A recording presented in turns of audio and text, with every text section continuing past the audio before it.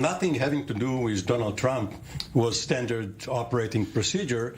And while there is a basic continuity in U.S. foreign policy, of which arms sales are only one derivative, because Trump has reversed the Obama-Biden-Blinken administration, Blinken was the Deputy Secretary of State, there is no reason for Biden to continue Trump's reverse policy. But it goes much deeper than that, because Biden wants to review U.S. foreign policy in general, the relationship with allies, and remember, the 2015 deal was negotiated by several allies: France, Germany, Britain, the EU, and Russia and China. It is not a unilateral move by the Americans.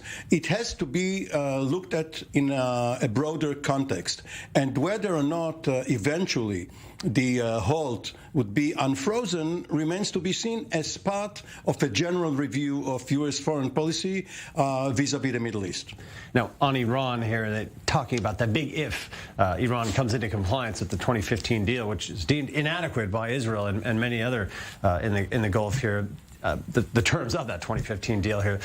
Where do you see that going? Is Iran, they've sort of pegged themselves on one end of the spectrum now, appearing to ready for negotiations. Is that a major if involved in this story?